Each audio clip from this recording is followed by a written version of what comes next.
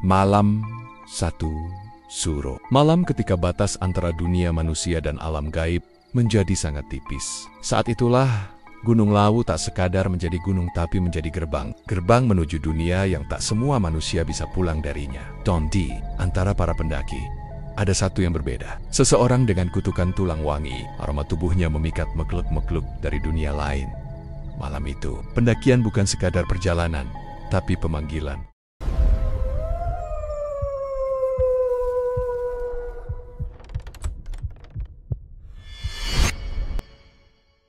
Malam itu sunyi, seolah seluruh dunia menahan napas. Awan menggantung berat di langit, menutupi sinar bulan yang seharusnya terang di malam 1 Suro, malam sakral dalam kalender Jawa yang penuh dengan aura mistis dan pantangan.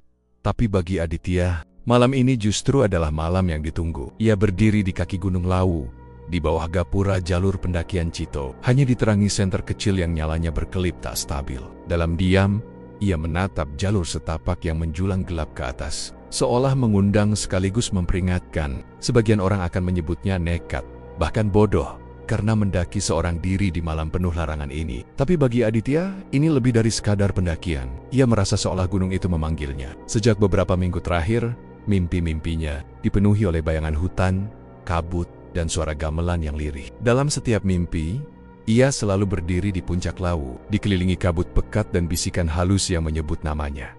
Teman-temannya telah memperingatkan, bahkan ibunya sempat menangis, memohon agar ia tidak pergi pada malam itu. Tapi Aditya tetap berangkat. Ada sesuatu yang bersemayam di dalam dirinya. Sebuah rasa yang sulit dijelaskan, rasa haus, rasa rindu, atau mungkin takdir yang sudah menunggu. Siok lama. Ia membawa bekal secukupnya.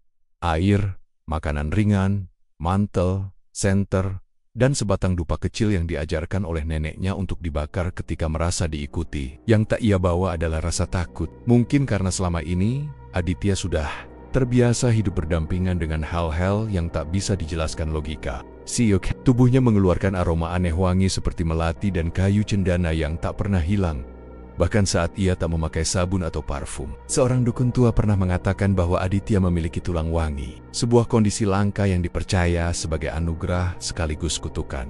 Makhluk halus, katanya, menyukai aroma itu dan seringkali menginginkannya untuk dimiliki selamanya. Aditya pertama kali menyadari keanehan pada tubuhnya saat masih duduk di bangku SD, ketika teman temonia berkeringat dan berbau tidak sedap setelah bermain bola. Tubuh Aditya justru mengeluarkan aroma seperti bunga yang baru mekar.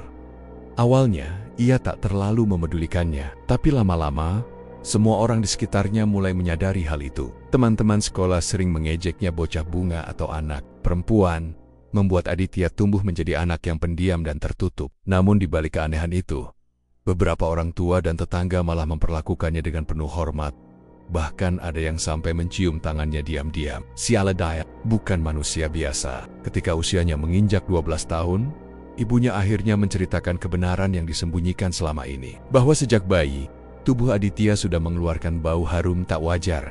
Bahkan saat masih terbungkus ari-ari, seorang dukun sepuh dari daerah Kalioso pernah datang ke rumahnya saat Aditya masih berumur 2 minggu dan langsung berkata lirih, "Anak ini bertulang wangi. Tubuhnya akan dicari oleh mereka yang tak kasat mata." Dukun itu memperingatkan agar Aditya dijaga baik-baik, terutama setiap malam Jumat Kliwon dan 1 Suro. Karena malam-malam itu adalah saat mereka berkeliaran, mencari tubuh-tubuh harum yang bisa dijadikan tumbal, pengiring, bahkan raja di alam seberang. Kata dukun itu, tulang wangi adalah pertanda darah campuran dari dunia nyata dan gaib. Satu garis keturunan leluhur Aditya, entah dari mana, dipercaya berasal dari bangsa jin keturunan Ratu Pantai Selatan. Sejak saat itu, ibunya mulai meletakkan bunga 7 rupa di bawah tempat tidur Aditya, membakar kemenyan setiap malam Jumat, dan melarang anaknya keluar rumah ketika malam mulai turun. Tapi Aditya tidak pernah merasakan apapun selain rasa sunyi yang selalu mengikutinya dan aroma harum itu yang semakin kuat seiring usianya bertambah. Ketika ia beranjak remaja, hembusan angin di tempat sunyi sering membawa suara lirih yang memanggil namanya. Dan terkadang, bayangan-bayangan samar tampak berdiri diam di pojok kamarnya saat malam.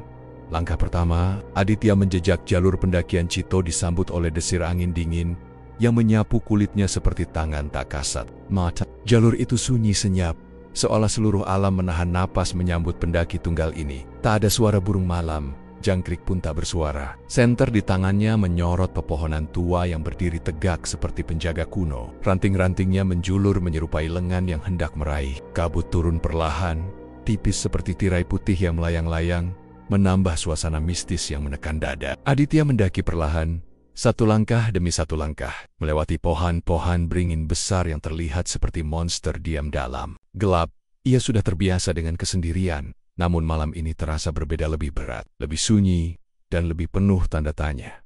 Sepanjang jalur, tidak ada satu pun pendaki lain yang terlihat. Bahkan suara manusia pun tak terdengar. Padahal biasanya Gunung Lawu selalu ramai meski malam hari. Ia berhenti sejenak di sebuah batu besar yang biasa dijadikan tempat istirahat oleh para pendaki. Di sana ia menyalakan sebatang rokok, hanya untuk merasakan hangatnya api. Tapi sebelum api sempat menyala penuh, tiba-tiba bara itu padam ditiup angin dari arah belakang angin yang tidak terasa dari depan. Aditya menoleh perlahan. Tidak ada siapa-siapa. Namun entah mengapa bulu kadaknya meremang dan aroma tubuhnya yang khas kini tercium lebih kuat dari biasanya. Seolah tubuhnya mengeluarkan wewangian dengan sendirinya. Di sela-sela pepohonan, suara samar seperti langkah kaki terdengar. Pelan, beragu, lalu menghilang. Aditya menghela napas panjang, mencoba menenangkan diri.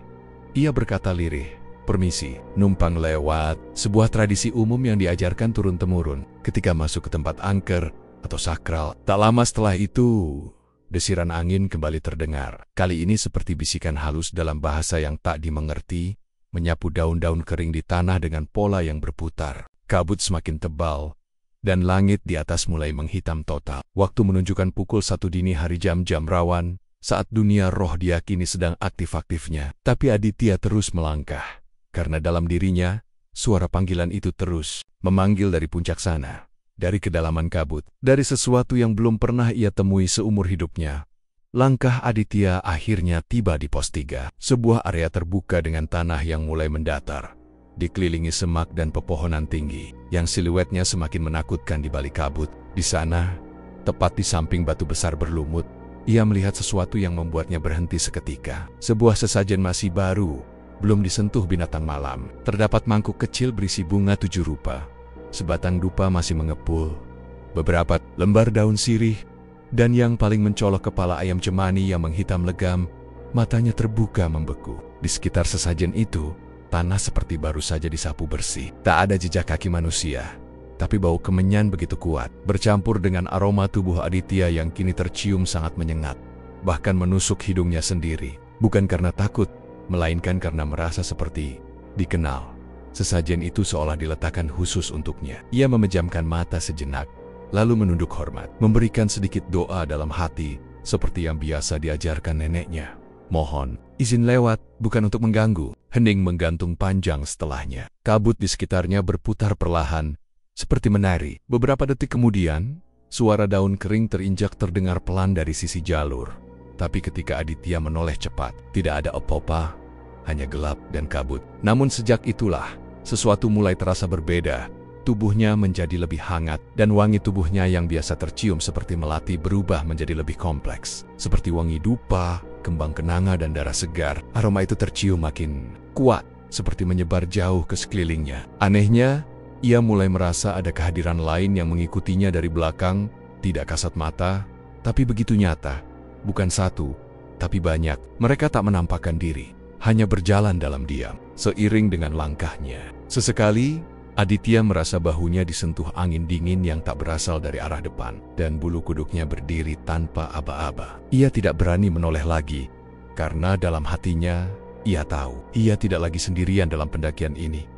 Langkah demi langkah, Aditya melanjutkan pendakian dengan hati yang kini tak hanya waspada, tapi juga dicekam rasa gelisah yang tak bisa dijelaskan. Kabut semakin menebal, seperti tirai putih pekat yang menelan cahaya senternya. Pohon-pohon di kiri kanannya tampak tak lagi seperti pepohonan biasa, batangnya meliuk seperti ular. Dahannya menggantung rendah menyerupai lengan manusia yang lunglai, dan bayangannya seolah bergerak sendiri meski tak ada angin. Suasana di sekitar terasa semakin menyesakkan, seperti berjalan di dalam mimpi buruk yang lambat. Tiba-tiba, di tengah kesunyian itu, telinga Aditya menangkap sesuatu yang tak masuk akal. Suara gamelan, petikan suara saron dan kendang terdengar sayup dari kejauhan. Iramanya lambat dan berat, seperti gamelan yang digunakan dalam prosesi pemanggilan arwah. Suara itu datang entah dari mana, menyelinap dari sela-sela pohon dan kabut, membentuk nada-nada yang menghantui telinga. Aditya berhenti, menajamkan pendengaran, lalu mematikan senternya sesaat. Gelap total. Namun suara gamelan itu justru menjadi lebih jelas, diiringi suara sinden wanita yang nadanya rendah, parau, dan seakan bernyanyi bukan untuk manusia. Dada Aditya berdebar. Ia mulai merasa bahwa yang memanggilnya dari puncak bukan hanya rasa penasaran, tapi sesuatu yang nyata, yang sudah lama menunggunya naik ke tempat ini. Dan di detik berikutnya, matanya menangkap bayangan tepat di antara pepohonan sebelah kiri jalur. Sebuah sosok berdiri diam, tubuhnya tinggi tak wajar, memakai kain putih panjang yang kusut dan kotor, rambutnya tergerai menutupi wajah. Namun, yang paling mengerikan adalah sepasang matanya yang tampak menyala merah redup, menatap lurus ke arah Aditya tanpa berkedip. Sosok itu tidak bergerak, tapi atmosfer di sekitarnya berubah drastis. Suara gamelan mendadak berhenti dan gantikan oleh kesunyian mencekam yang seolah menelan segala suara dunia. Aditya menatap balik, jantungnya berpacu kencang, namun tubuhnya kaku, tidak bisa mundur atau melangkah. Sosok itu hanya berdiri, menunggu, seolah sedang menilai apakah ia layak untuk didekati atau dikorbankan. Dengan susah payah Aditya memaksa tubuhnya untuk bergerak. Ia menunduk pelan, menghindari tatapan sosok itu, lalu melanjutkan langkahnya secepat mungkin. Tapi suara langkah yang mengikuti dari belakang tak juga hilang, justru semakin jelas, berpadu dengan suara napas berat dan desahan yang seperti berasal dari leher makhluk yang patah. Dalam hati, Aditya mulai sadar, ini bukan lagi pendakian biasa. Ia tidak sedang menuju puncak gunung. Ia sedang dibawa masuk ke dalam dunia lain, dunia para makhluk yang menginginkan tulangnya, aroma tubuhnya, bahkan mungkin rohnya. Dengan napas terengah dan keringat dingin membasahi pelipis, Aditya melangkah cepat menuju pos keempat. Namun langkahnya terasa makin berat, seperti setiap pijakan dihisap oleh tanah yang lunak dan penuh rahasia. Kabut tak kunjung menghilang, malah kian padat, menutupi hampir seluruh pandangan ke depan. Tak ada tanda jalur pendakian, tak ada suara, hanya deru napasnya sendiri yang terdengar keras di telinga. Saat akhirnya bayangan pos 4 terlihat samar, di kejauhan sebuah batu besar yang biasa digunakan untuk istirahat, Aditya merasa sedikit lega. Tapi perasaan itu hanya bertahan sesaat, karena di atas batu itu tergeletak sesuatu yang membuat darahnya berhenti mengalir. Sesuatu itu adalah seikat rambut panjang hitam legam, mengkilap basah, seolah baru disisir dari kepala seseorang. Rambut itu digulung rapi, diikat dengan benang merah, dan di sebelahnya terdapat pecahan kaca kecil yang memantulkan cahaya redup dari senter Aditya. Ia menatapnya dalam diam. Ada aroma yang sangat familiar dari rambut itu. Wangi melati yang menyengat bukan dari tubuhnya, melainkan dari rambut tersebut, seolah ada makhluk yang lebih wangi dari dirinya yang baru saja meninggalkan tempat itu. Perlahan, udara di sekitarnya berubah, menjadi lebih padat dan lebih dingin. Hembusan angin berhenti total. Hutan Gunung Lawu yang tadinya hidup, kini seperti membeku dalam keheningan gaib.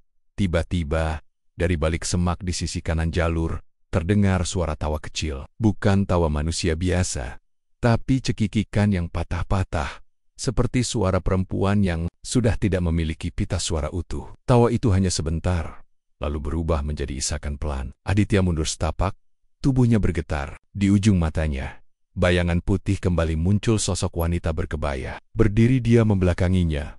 Rambutnya sangat panjang hingga menyentuh tanah, dan tangan kirinya membawa cermin retak yang meneteskan darah. Ia tak berani menoleh penuh, hanya bisa menunduk sambil membacakan doa dalam hati. Tapi meskipun tak melihat langsung, ia tahu makhluk itu masih di sana, dan sedang menghirup aroma tubuhnya dalam-dalam.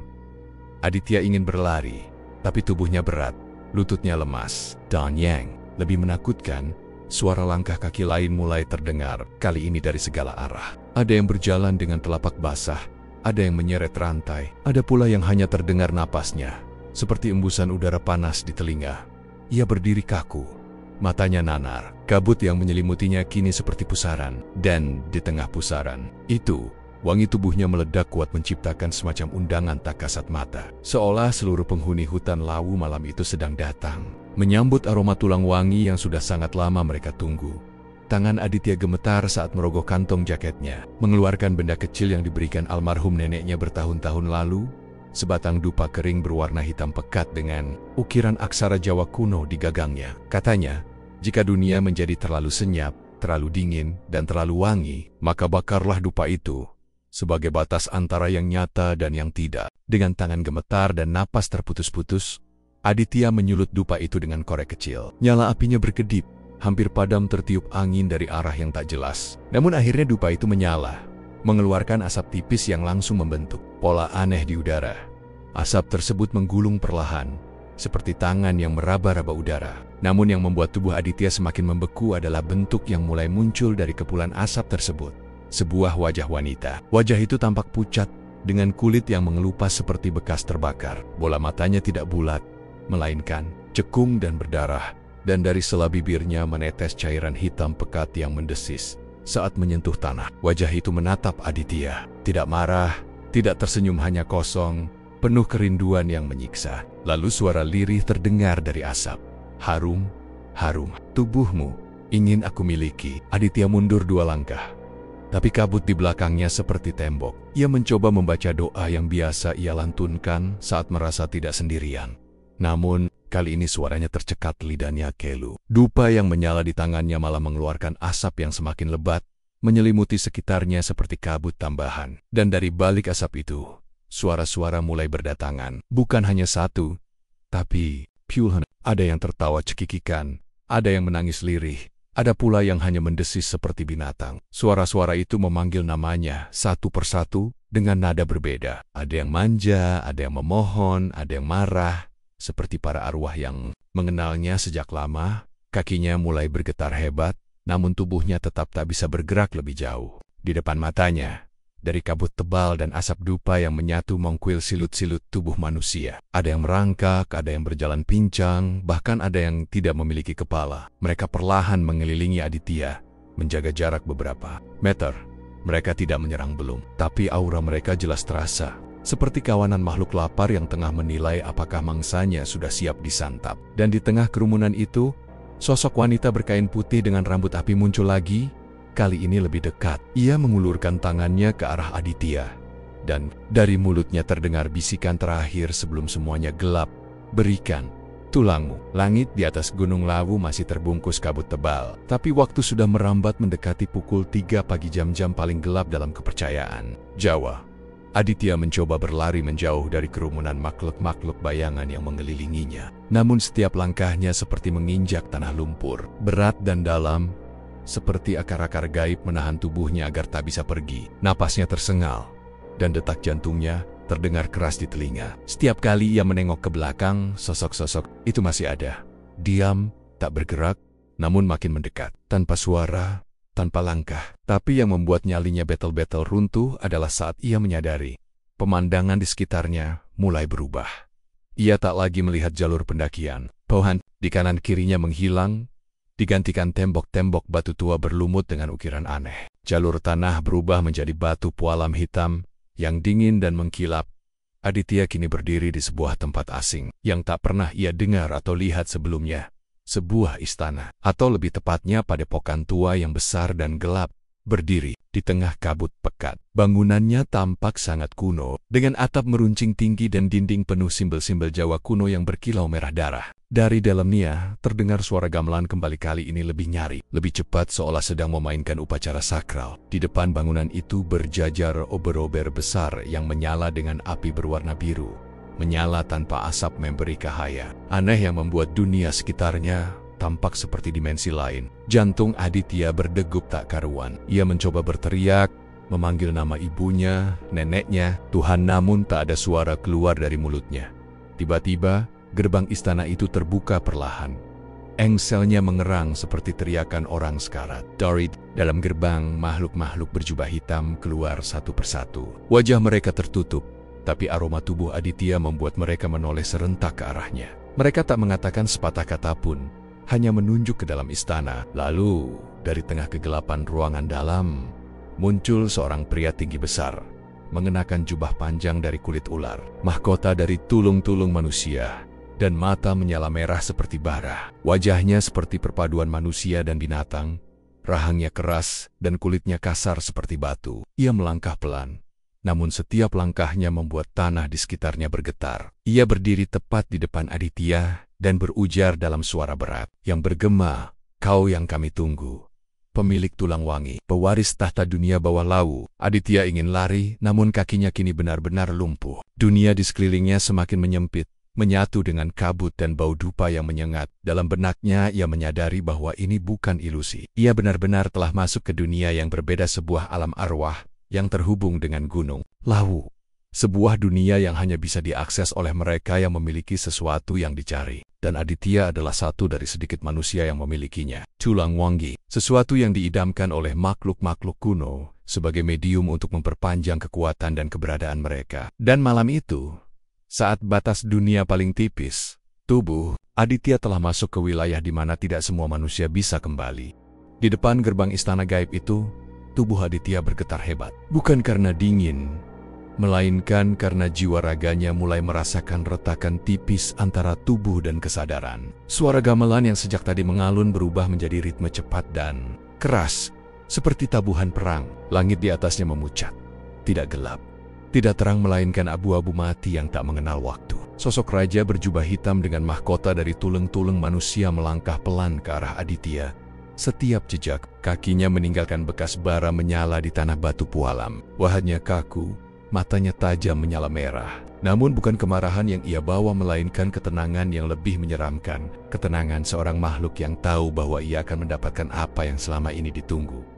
Sosok itu mendongak, menatap Aditya dari ujung kaki hingga kepala, seolah sedang menilai-nilai jual tubuhnya. Tulangmu wangi, tubuhmu harum, darahmu kuno, katanya dalam bahasa Jawa halus yang penuh gema, namun terdengar langsung ke dalam kepala Aditya. Bukan lewat telinga. Sudah 700 tahun kami menunggu pemilik darah ini kembali.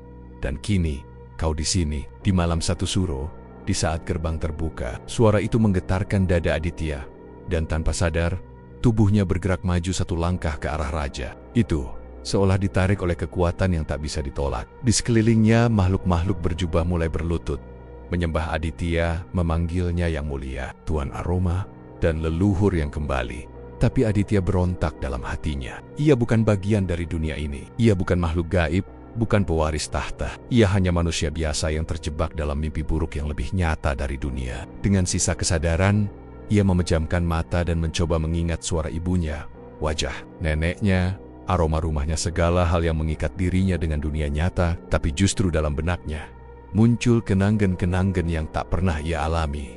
Prosesi kuno, tubuhnya dimandikan dengan bunga 7 rupa, dikalungkan untayan kepala ular, dan dikelilingi para wanita yang menari dalam lingkaran darah. Apakah ini reinkarnasi atau manipulasi dari makhluk di hadapannya? Sang raja melangkah makin dekat. Ia membuka tangannya, dan di telapak itu muncul tulang putih bersinar panjang, ramping, seperti serpihan tulang kering yang diasah halus. Ini adalah bagian dari dirimu. Dulu, kau tinggalkan ketika dunia berubah. Ambillah kembali, dan pimpin kami menuju masa kekal, ucapnya pelan. Tapi saat tangan Aditya hampir menyentuh tulang itu, kilatan dalam pikirannya seperti pecah. Sebuah bisikan dari alam sadar yang memanggilnya dengan keras. Bukan dari dunia ini, tapi dari luar. Suara itu lirih tapi kuat. Adit, jangan, pulanglah. Tangan Aditya nyaris menyentuh tulang putih yang bercahaya di telapak sang raja. Hanya beberapa sentimeter lagi, dan sesuatu yang tak bisa ia tarik kembali akan terjadi. Tapi saat itu juga, tubuhnya tersentak ke belakang. Panik berputar, jantungnya seperti dicengkeram, dan ia melihat padepokan batu itu mulai meleleh. Tidak meleleh dalam arti harfiah, tapi dindingnya berubah menjadi kabut. Ornamennya menjadi banggen-banggen makhluk yang berteriak, menangis, dan mengerang. Dunia di sekelilingnya berputar seperti pusaran air raksasa. Aditya berlutut, tangannya gemetar. Dan mendadak dari dalam pusaran itu, muncul sejumlah wanita mengenakan kebaya lusuh.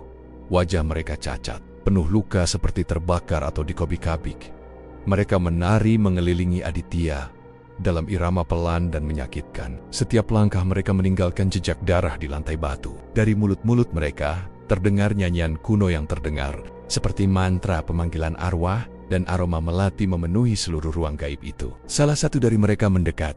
Tubuhnya membungkuk seperti tulangnya patah, tapi matanya mengandung sorot sedih yang dalam. Ia mengangkat tangannya dan menyentuh dada Aditya perlahan, seolah ingin merasakan detak jantungnya yang masih manusia. Dengan suara pelan, ia berkata, harumu seperti masa lalu kami. Tubuhmu ingin kami miliki, agar kami bisa pulang. Tangan wanita itu dingin, tapi menyisakan sensasi panas di kulit. Dalam sekejap, Aditya seperti tersedot ke dalam kenangan bukan miliknya. Ia melihat dirinya duduk di atas singgasana batu hitam, mengenakan mahkota yang sama seperti sang raja. Di depannya, ratusan makhluk berlutut, menyebut namanya, menyembah. Tapi dalam hati ia merasakan kehampaan yang sangat dalam. Tak ada cinta, tak ada keluarga, hanya puja dan puji dari makhluk yang tak mengenal hati. Ia sadar, ini bukan kehormatan. Tapi dunia ini bukanlah tempat kekuasaan, tapi penjara bagi jiwa yang terjebak selamanya. Dan sekarang, mereka ingin menjadikannya bagian dari kutukan itu. Selamanya, dalam kondisi setengah sadar, Aditya kembali ke tubuhnya. Ia mencoba meraih dupa pemberian neneknya yang entah kapan terjatuh ke lantai batu. Di saat yang sama, suara neneknya kembali menggema dalam pikirannya, lebih keras dan jelas. "Bakar dupa itu! Adit, bakar! Jangan izinkan mereka ambil tubuhmu." Dengan sisa tenaga, ia meraih dupa yang hampir padam dan menyalakannya sekali lagi. Api kecil menyala, dan asapnya langsung menggulung liar, menyebar ke seluruh ruangan seperti makhluk hidup. Para wanita berkebaya itu menjerit serentak. Tubuh mereka mulai meleleh menjadi lumpur hitam, sedangkan sang raja mendesis marah. "Kau menolak takdirmu manusia, kau akan menyesal." Tapi Aditya hanya menggertakkan gigi. Matanya tajam, tubuhnya gemetar hebat, namun tekadnya utuh. Dalam gumaman pelan, ia mengucapkan doa terakhir yang diajarkan neneknya. Doa untuk pulang, doa untuk melepaskan diri dari dunia halus. Dan dalam sekejap, dunia di sekelilingnya meledak menjadi putih. Suara gamelan hancur seperti kaca pecah, dan semua makhluk itu menghilang. Terseret ke dalam kabut yang runtuh, Aditya membuka mata perlahan. Dunia di sekelilingnya tidak lagi berupa istana batu, kabut pekat, atau makhluk gaib berkebaya. Ia kini terbaring di atas tanah berlumpur.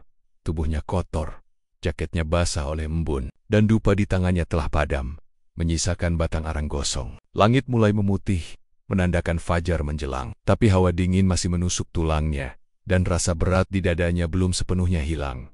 Ia duduk perlahan, mengedarkan pandangan. Ia berada di sebuah tempat yang ia kenali. Jalur pendakian. Di antara pos 4 dan pos kelima, semua terlihat normal, kecuali satu hal. Tidak ada jejaknya sendiri di tanah. Tidak ada bekas langkah. Tidak ada bekas ia terguling atau bergerak. Bahkan rerumputan di sekitarnya tampak tidak tersentuh. Seolah ia baru saja muncul di sana tanpa pernah melangkah ke sana. Ia menyentuh wajahnya, memastikan ia masih hidup, masih bernapas. Tapi di telapak tangannya, ia menemukan sesuatu yang membuat bulu kuduknya berdiri.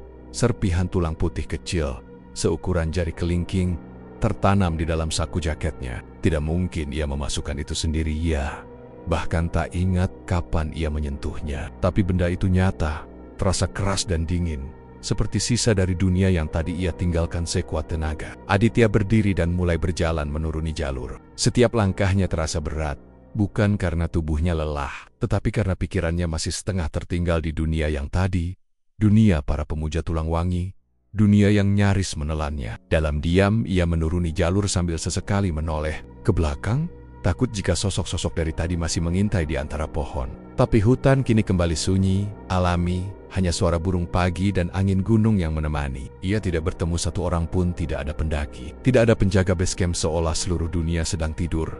Dan hanya ia yang terbangun dari mimpi yang terlalu nyata. Namun satu hal yang tak bisa ia tolak adalah aroma tubuhnya. Sekarang berbeda, tidak lagi sekadar wangi melati atau cendana, tetapi campuran harum dupa, kenanga, dan sesuatu yang lebih tajam, seperti wangi darah dan abu. Aroma itu melekat kuat, bahkan lebih menyengat daripada sebelumnya. Setiap kali ia menarik napas, aroma itu masuk ke paru-parunya, mengingatkan kembali pada tempat yang barusan ia tinggalkan. Dan di dalam hatinya, perasaan aneh muncul. Kerinduan, seolah ada bagian dari dirinya yang tertinggal di sana. Atau mungkin sengaja ditinggalkan agar kelak bisa kembali. Beberapa jam kemudian, Aditya akhirnya tiba kembali di base camp. Matahari sudah meninggi, namun udara pagi masih dingin menggigit. Tempat itu tampak sepi.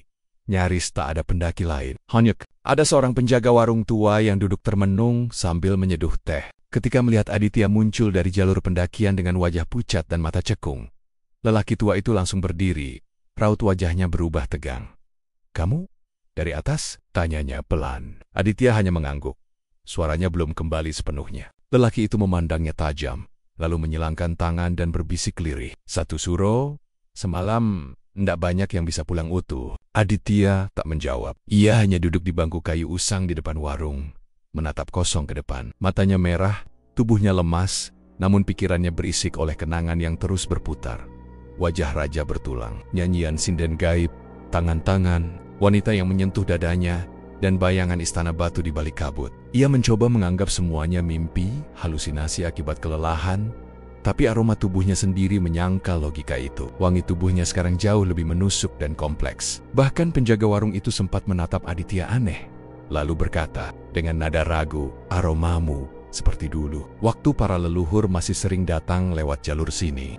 Saat pulang ke rumah, ibunya menyambut dengan pelukan erat dan tangis histeris.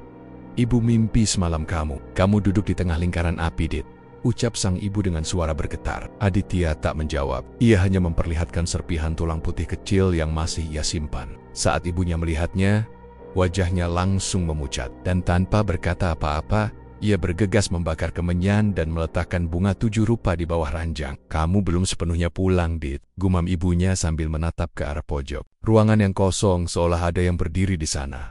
Malam harinya, saat Aditya mencoba tidur, aroma tubuhnya semakin kuat memenuhi kamar. Ia menutup hidung dengan bantal, tapi bau itu tetap menembus. Di dinding, bayangannya tampak memanjang, tak mengikuti arah cahaya lampu. Dan dari sela jendela yang tertutup tirai, suara gamelan kembali terdengar lirih pelan, lambat, seperti menari dalam ruang antara mimpi dan kenyataan. Ia bangun dan berdiri di depan cermin. Refleksinya memudar samar, dan untuk sesaat, mata dalam cermin menatap balik dengan sorot merah redup, seperti mata yang pernah menatapnya di alam lain.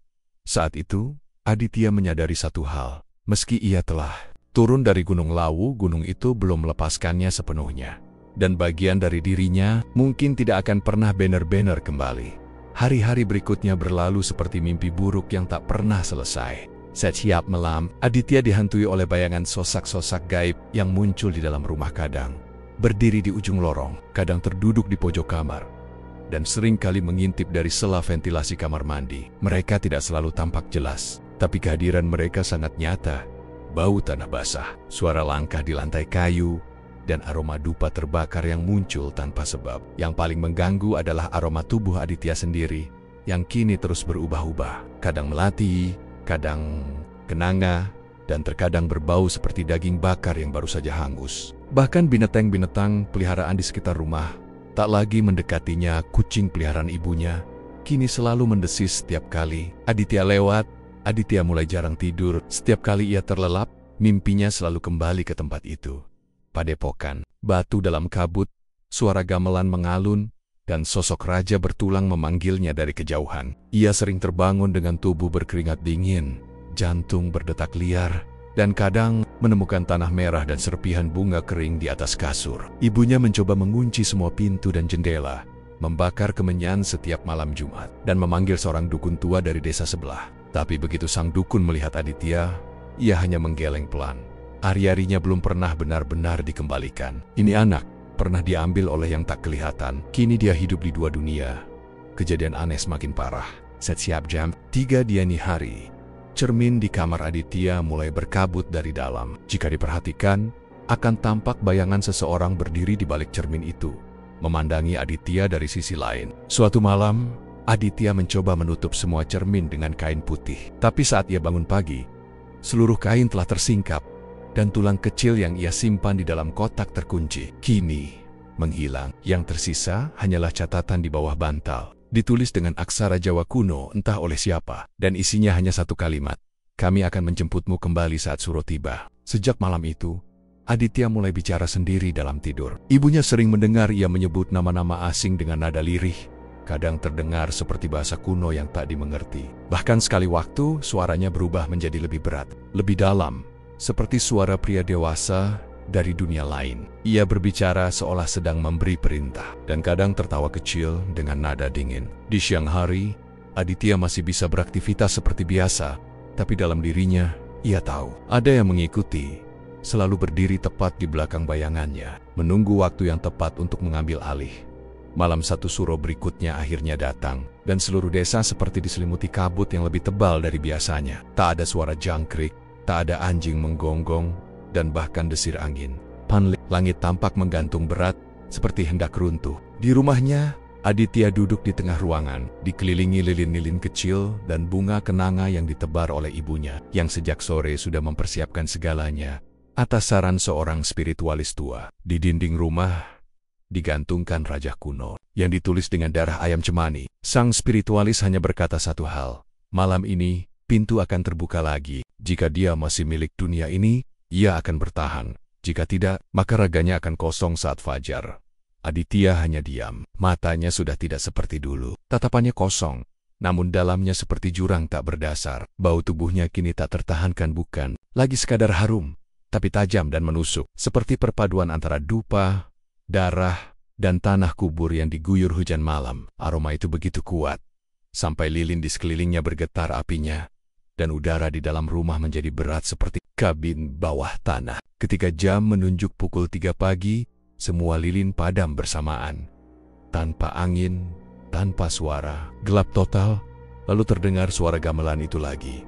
Sangat dekat, seakan dimainkan di dalam rumah. Dan dari pojok ruangan yang gelap, satu persatu sosok berjubah hitam muncul. Mereka keluar dari dinding, dari bayangan, dari dalam cermin yang tak tertutup. Wajah mereka tak terlihat, tapi tangan-tangan mereka kurus dan panjang, melambai ke arah Aditya, memanggilnya kembali. Sang spiritualis mencoba membaca doa, tapi suaranya tercekat, lidahnya membeku. Ibunya memeluk tubuh Aditya erat, menangis tanpa suara. Namun tubuh Aditya perlahan mulai terangkat beberapa sentimeter dari lantai. Matanya terpejam, dan dari mulutnya terdengar gumaman bahasa tua yang bahkan sang spiritualis tidak bisa pahami. Dari luar rumah terdengar langkah kaki ratusan makhluk yang beriringan mengelilingi rumah seperti dalam prosesi arwah. Mereka tidak terlihat, tapi tanah bergetar, dan setiap kaca jendela berembun dari dalam. Sang raja dari dunia lain muncul di balik bayangan dinding, hanya terlihat dari bahunya ke atas, dan dari matanya memancar cahaya merah yang menusuk kegelapan. Ia tidak berkote-kota, hanya mengangkat tangan dan menunjuk Aditya, seolah memberikan tanda waktunya kembali. Saat itu, tulang putih yang dulu menghilang tiba-tiba muncul di pangkuan Aditya, berdenyut seperti jantung hidup dengan suara parau. Aditya membuka mulutnya dan berkata dalam nada dua suara sekaligus, suara dirinya dan suara sang raja, tumpang tindih, "Aku sudah pulang." Fajar akhirnya menyingsing. Sinar matahari pagi menembus sela-sela atap rumah Aditya, mengusir kegelapan yang semalam begitu pekat dan membungkam. Namun suasana di dalam rumah tak berubah hening, dingin, dan penuh aroma melati yang terlalu tajam untuk ukuran manusia. Aditya masih duduk di tengah ruangan, tubuhnya tegak, matanya terbuka lebar, menatap lurus ke depan, tapi tak ada kehidupan di dalamnya. Ia tak bicara, tak bergerak, dan tak berkedip. Para tetua desa yang datang pagi itu hanya berdiri di ambang pintu, menunduk dalam, lalu mundur perlahan. Mereka tahu, Aditya telah menjadi wadah bagi sesuatu yang lain. Ibunya menangis diam-diam di sudut ruangan, sementara spiritualis tua membakar dupa terakhir dan menaburkan abu tulang kecil ke tanah. Ia berbisik, tubuh ini kembali, tapi jiwanya sudah tinggal di tempat lain. Di luar rumah, angin berembus pelan, membawa suara gamelan yang sangat lirih terdengar hanya oleh mereka yang pernah merasakan sentuhan dunia tak kasat mata. Dan di balik cermin di kamar Aditya, samar-samar bayangan istana batu dalam kabut muncul kembali, menandakan bahwa pintu antara dunia belum sepenuhnya tertutup. Sejak malam itu, rumah Aditya menjadi sunyi. Ia tak pernah berbicara lagi, hanya duduk diam, menulis aksara-aksara asing di dinding, dan tersenyum setiap malam satu suro tiba. Tubuhnya tetap hidup, tapi yang mengendalikannya bukan lagi Aditya, dan konon siapapun yang terlalu lama berada di dekatnya akan mulai mencium aroma wangi yang memikat, dan perlahan-lahan mimpi mereka akan dipenuhi oleh suara gamelan dan tenggen-tenggen dari balik kabut, memanggil, memeluk dan menarik jiwa mereka ke istana tua di lereng Lawu. Cerita ini bukan sekadar kisah mistis, tapi peringatan bagi siapapun yang nekat menantang batas antara dunia manusia dan alam gaib, terutama saat malam satu suro. Gunung Lawu bukan sekadar gunung, ia adalah gerbang. Dan jika kau memiliki sesuatu yang dicari oleh para penghuni dunia lain, kau tak akan pernah benar-benar pulang. Jika kamu pernah mengalami kejadian serupa atau punya cerita mistis dari daerahmu, kirimkan ke kami untuk kami angkat di episode berikutnya. Jangan lupa like, komen, dan subscribe channel Jurnal Horor ID agar kamu nggak ketinggalan kisah-kisah nyata paling menyeramkan dari seluruh Indonesia. Hidup boleh biasa, tapi malam-malamu biar kami yang buat tak biasa. Sampai jumpa di mimpi buruk berikutnya.